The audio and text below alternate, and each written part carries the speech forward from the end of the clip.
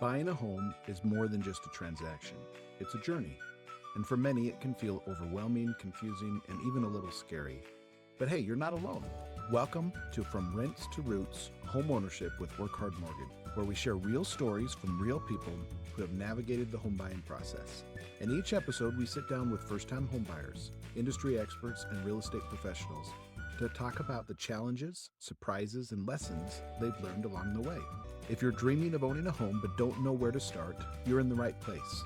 Let's dive in. Welcome, Christina Haws, to From Rents to Roots, where we get to talk to different people about home ownership and trying to get more people into homes and how we can really help people in that regard. So thank you for coming on. Thanks for having me. Yeah, excited to have you here. Let's get to know Christina first. So tell me, you from here originally, from Utah? Where are you from? And go ahead and start there. I'm from Murray. Murray, yep. Yep, Okay. grew up there, and I currently live in South Jordan. Okay.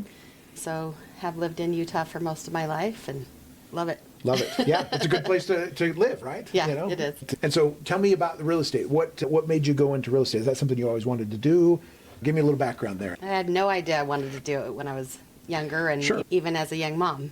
Yeah. I think it was probably 2019 I started looking for ways to get additional money. My husband was the breadwinner and I Yep. was at home with the kids, Yep. but things were tight, and so I was like looking up some ideas and went Sure. online and started listening to podcasts. Sure. And those podcasts led me to one called Bigger Pockets. Okay. And through that, I just started listening and listened to multiple podcasts. And well, first I was thinking, okay, maybe at some point we could have a rental or something. Sure, We yeah. didn't have anything at that point. And then the more I learned, I was like, I think it's possible to become an investor without a lot of money. Sure. Yes. And so I just kept listening, and eventually it led to buying rentals, and Yeah. and then later decided it made sense to become a real estate agent. Okay. So that's it in a very quick nutshell. Yes. No, I like that. I like that. And so let's talk, you hit on something that I think maybe we want to talk about is getting into stuff with very little money. So most of the time people are thinking, hey, especially in investment property, I got to put 20% down. It's a little bit higher interest rates and stuff like that. That is true. But you're talking about maybe there's other ways to do that. Do you want to speak onto that for a minute? Yeah, with our first one, we did actually just use a home equity loan and did a cheap flip, my husband and I, and this isn't going to answer your question, but I'll get there. Yeah. You're good. Yeah. So this one was a house that we bought for $40,000, which Wow. was in Carbon County, Utah. Okay. And it needed work, and our intent was let's fix it up and then have it as a rental. Yeah. And we hired somebody, and after we gave them all the money we agreed upon, the house still wasn't done, so we fired them. The house sat for a few months, and then we ended up finding another contractor that luckily was good. But at that point, we were like, okay, it doesn't make sense to have it as a rental. We're going to Yeah. need to sell it. Yeah. But we were lucky because that was when the market was just going up and up with values. And Yeah. so we came out okay. We didn't it wasn't a slam dunk, but we were able to get Sure. a little bit of money from the whole Yeah. thing. So that was our first foray into real estate. And then later I was part of this, it's called an apprenticeship. And I was learning about something called wholesaling. And with that, I was looking for properties that were for sale, potentially by owner. Yeah. And I came across a mobile home park that was for sale, just saw it on Facebook. So I called about it, and I thought, I don't really know what's a good price. And so I started calling other mobile home and RV parks in the area to get an idea of what they charge for lot rent. And as I did that, one of the ones I called Shady Acres, I asked this lady, I asked her if she was interested in selling the park, and she said yes. And I asked her if she was interested in seller financing, and she said yes. Okay. And then, of course, my ding, ding, ding, wow. So then I continued to talk to her. And then afterwards, I talked to my husband, and I said, this could be a really good deal. And my husband was like, okay. And I said, for us. And he was like, what do you mean? We don't know how to do Yeah, this isn't our thing. Yeah. Yeah. I said, I know we don't know how to do this, but I think we can figure it out. Yeah. And I said, I think it could be a good investment. And so we just looked at it and figured it out, and were able to buy it. Wow. So we still have that mobile home RV park, and it's still Okay. called Shady Acres. Yeah. And sometimes I get to be called the Shady Lady by my husband. Sure. And yeah, we have a lot of jokes about that. But Yeah, you can have some fun with it. it's been an adventure with that. Yeah. And you mentioned on that you did seller financing. Would you mind telling us a little bit more about seller financing, or maybe in that specific case, how you arranged the financing on that? Okay. So with this one, the sellers did not have a mortgage on the property, which made it easy. And so we agreed upon a purchase price, and we agreed upon a down payment. And for the first year, because the park needed a lot of work, I said, can we pay you this much a month for the first year, and then the next year we pay you $600 more on those payments. And so we structured it for 10 years, and there's a little bit of a balloon due at the end. So we've been just paying that monthly, and it's been going great, and we've added a lot of value to the park. It's almost night and day from when we bought it. Yeah. And I would say it's 80% occupied. So it has 4 mobile homes, 2 houses, and then RV sites. And a lot of our tenants live in their RVs full time. So it's cheaper housing for the area. Sure. Yeah. So it's worked out good, and the sellers were trusting that we would do it, and so we've been blessed with it. Yeah. Excited about it, yeah. Having done that now, is there anything you wish you knew before? Like, I'm sure you've learned some things through trial and error, like all of us do in life, right? Yeah. What are some things, I guess, you've learned from that? It's probably a good idea to get like sewer scopes before you Okay. buy. We haven't done terrible, but we've definitely hired a company multiple times to clean out the sewer. Okay. I probably would have done a longer due diligence time, and we pretty much put it under contract and bought it within a month. Okay. And at this time, we just both represented ourselves. I didn't Yeah. have an agent, and they didn't either, which is good and bad. You know what I mean? Sure. Now that I'm an agent, I think that's a little more risky. Yeah, sure. But yeah, so How was it going from, it sounds like you started small, but then you went pretty big pretty quick, Yeah. type of a thing. What? when we bought it, there was like 3 of the mobile homes were rented out, 1 was vacant, and then we had maybe 2 people in the RV sites, and then 1 in the house. So there was a lot of vacant areas. And so we got electrical updated, had to hire an electrician to do a number of them, and we said, okay, we'll do at least this many for now, try to get those up and running, and added gravel to the park, and tried to make the landscaping better, got a new sign, got online so people could find us, lots of things. Sure. Yeah. And how big is it? Like, It's only 2 acres. okay, so It's not huge. yeah. Yeah. So how many lots then on that? I think we have about 20 RV sites. I 20 think. RV sites. Okay. Yeah. And you say RV, so a lot of them RVs, not necessarily a mobile home. Correct. Okay. Yeah, so a mobile home that's there stays there. Yeah. We own those, and that's one thing that's a little different, is that we own the mobile homes rather than the tenants own them. Okay, so you rent those out then to people. Yeah. And then otherwise the RV people come in and they take a spot. They bring and their stuff own like RV. that. Okay. Yeah. Okay. Do the hookups. Sure. Yeah. Okay. And so do you still have normal real estate kind of thing? That home that you have, do you have other houses? We did have a duplex that was in Price, Utah. Okay. And we just barely sold it last week. Oh, okay, just last week. Okay. We do actually also own a vacant lot next to that duplex. Yeah. That I'm talking to somebody right now about. Maybe we'll develop a Yeah. fourplex there. Okay. So you are continuing to obviously invest in real estate and stuff. So what advice would you have to people that are scared to do that? Because it's scary. It's It is. hard. It's like your husband said to you, we don't do this kind of stuff, right? This is not our thing. Yeah. What advice would you have to somebody that's really just not sure that's scary? There's a lot of things. A lot of us are office people, right? I don't know how to fix a toilet. I don't know how to do these things. What advice would you have to those people? I think it's important to run your numbers and talk to somebody that has done it before. You know what I mean? To kind of learn from their experience and try to do something that if you still have some failure within it, you can still bounce back. Sure. We've definitely had times where, oh man, that costs way too much, Yeah. that issue or what have you, but try to be smart with your money. I have been lucky because my husband is handy, so Okay. he's done a lot, and Yeah. sometimes he'll joke, your hobby. And it's been like, from the beginning, I've been the one that's instigated, let's do this, Yeah. and he's Yeah. pushed back a little bit, but now he really sees the benefit of it. And honestly, with our world today with high prices and inflation, I'm like, I don't know how we would do it without this stuff. Sure. Sure. Yeah, so it's So it's been a good. nice supplemental income. That's what you're referring Yes. to, right? So you have Yeah. a little extra income on top of, yeah. Yeah. And so. Yeah, just recently my almost 17-year-old son and my nephew said, we want to buy one of the mobile homes from you and rent it out. They want to start doing this, and I'm Sure. kind of laughing like, okay, how are you going to do this? And Yeah. But They're thinking. They're thinking of those things, and that's a good thing, right? You're trying to train up kids to, hey, no, this is possible. Mom and Dad did it. You can do it too, and stuff. Yeah. And yeah, no, I like Yeah. that. I don't think I answered your question from earlier, though, that you'd asked. I already forgot what it was, though. Was that on seller financing, or was that on? I think you did. I think Maybe I did. I can't remember. You know, It's we'll like come back changed to it. it. You're good. Okay, so talk to us more about real estate. So obviously you're a realtor also, right? Not just investor. Now, yes. Yeah. And what types of things are you seeing right now in regards to real estate with just in the market in general? And then we'll kind of go more specific. But what are you seeing right now in the market in general? It is a more challenging market. Yeah. And as we know, the interest rates are not as awesome as we'd love. Yeah. That is why sometimes it's nice to do the seller financing, because you potentially can get a lower interest rate. Yeah. And I do want to add one little thing that isn't very common, but this park that we bought, Yeah. we got it on 0% interest. Wow. Yeah. That's awesome. Yeah. That was another real cool thing about it. Sure. And how did you negotiate that, or how did that Well, go about?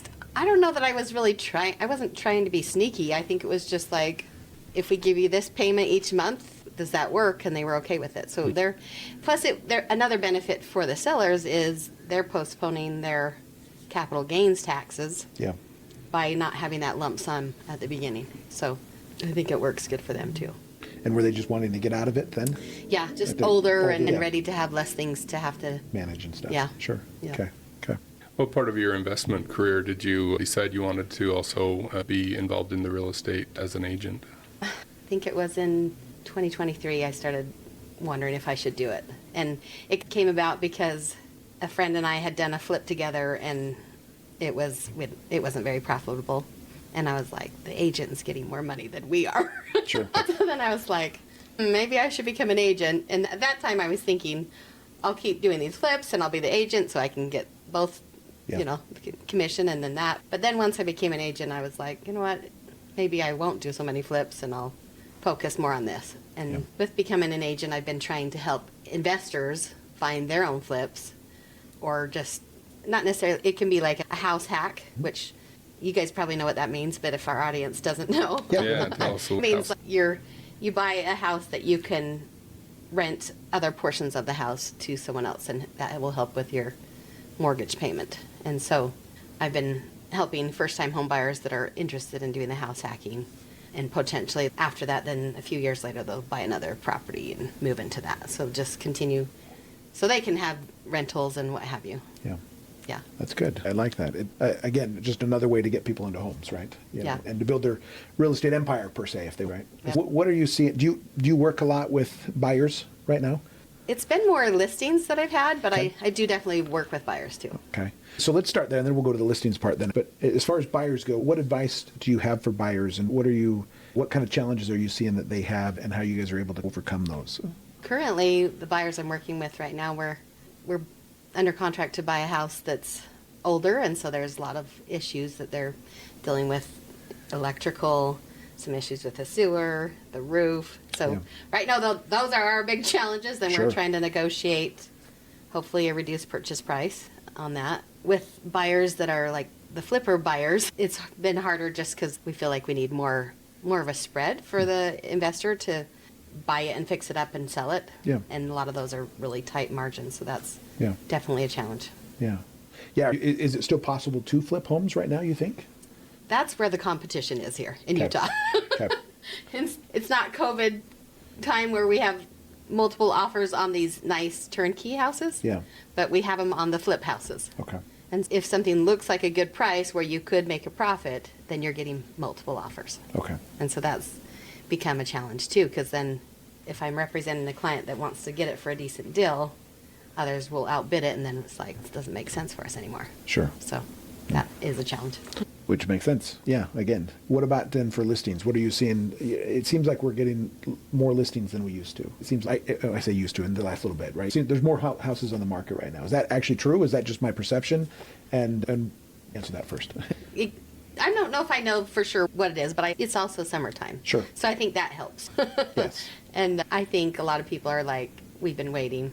We've been waiting. Yes. We're just going to have to if we want to do something, we're just going to have to do it, even if it might take longer to sell, or we have this different interest rate that we don't want. Yeah. I think that's part of it too. Yeah. And what are you seeing with listings then, as far as, are they able to get the prices they're wanting? Are they going to they have to come down? What are you seeing just as far as on the listing side? I would say the buyers have a lot of options to negotiate. Okay. Yeah. Yeah. So oftentimes the buyers can ask for concessions, and so buyers have the upper hand Sure. advantage. Sure. So, yeah. But some of the listings I've done, I felt like we still got a decent amount, but it's all that negotiating and what can you do. And You mentioned earlier Realtor and stuff like that. On the one sale, hey, the Realtor made more than me, and that's so. Talk to me about, obviously, Realtors cost money, right? So why should a person use a Realtor? What is the advantage there, obviously, to using a Realtor versus, hey, I'm just going to do things on my own kind of thing? yeah, yeah. I think a real estate agent has the knowledge to say, let's look into these certain issues that the average person might not even think about. Also, just when it comes to negotiating those things, being able to say something. I'm not afraid to make a lowball offer. Yeah.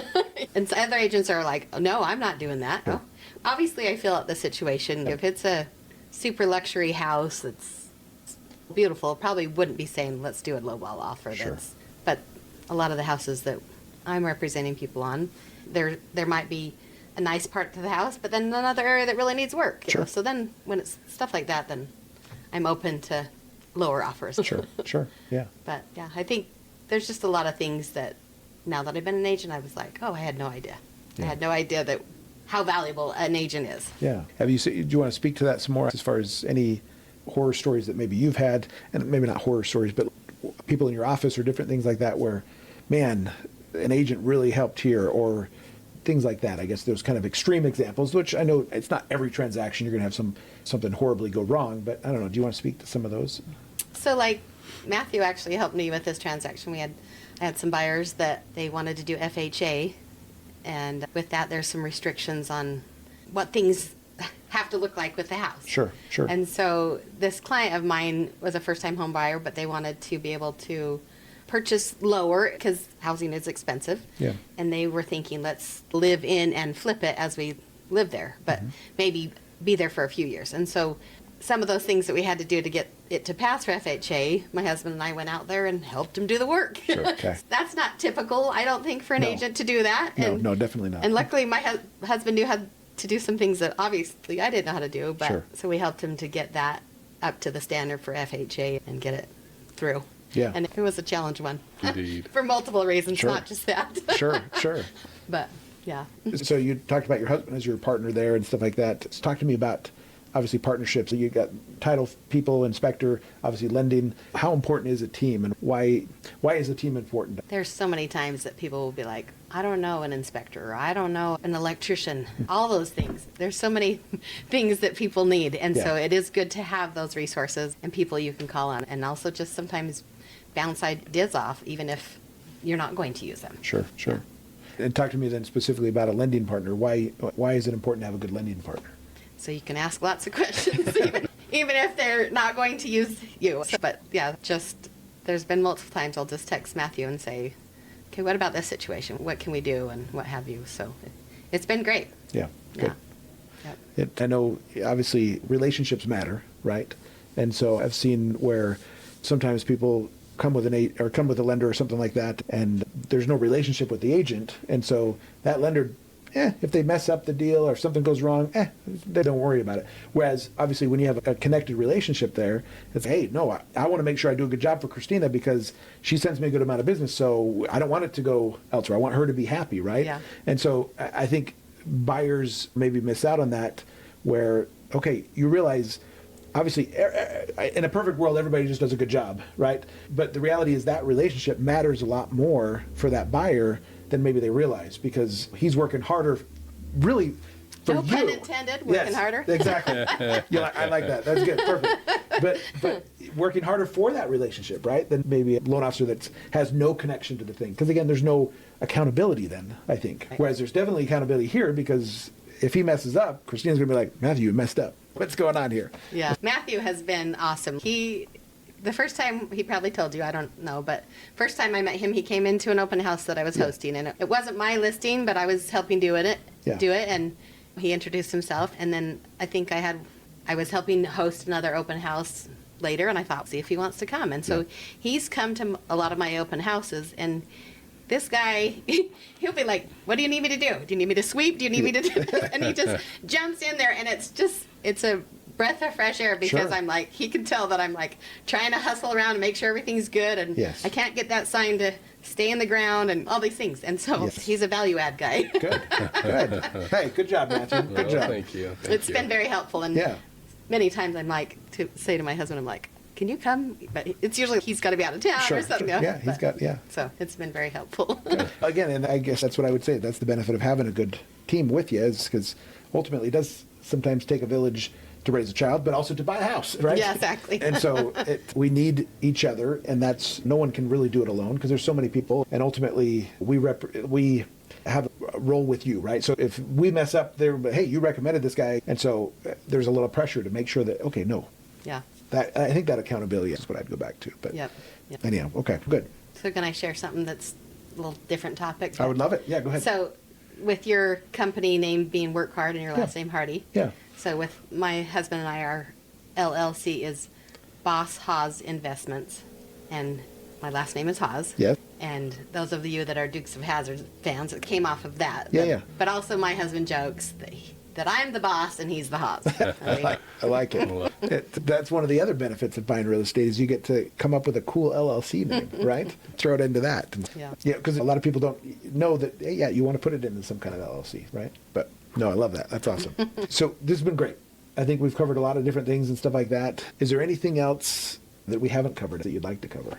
I guess just, I think for the average person out there that is wondering how they're going to ever afford a home, I think talk to an agent. I'd love to talk with you.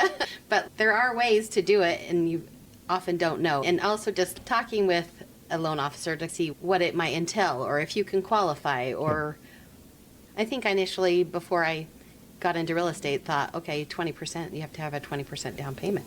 And that's a lot of money when you've never bought a house before. Yeah, it takes a long time to save that. So become educated and talk to people, even if you don't think you're ready. Maybe you're ready. You're closer than you think. Yeah. So, I think there are benefits to having a team. And on that note, I think you're exactly right. I think that's why we're trying to get this information out there, because there's a lot of times people just don't know what's out there, what options they have. And so you're right. People come to me and they have their 20% down. I'm like, hey, good job. You have great credit. You're the perfect buyer. I'm very glad. But we probably should have talked like 5 years ago. Yeah. You know what I mean? Like, you didn't actually need to have all this saved. I'm proud of you. Good job. But 5 years ago you could have bought a house, and you didn't need to wait this long. And again, that I get, people want to be ready and stuff like that. I think that bleeds over into a lot of things in society. But anyhow. No, real estate's a great way to everyone needs to buy a home, in my opinion. It's just a really good way to build wealth over time. They don't necessarily have to have the investment properties, although I think that is a good thing to do too. I think it's good to be diversified, right? Stock market, buy your index funds, different things like that, but also maybe buy a house or two. Yeah.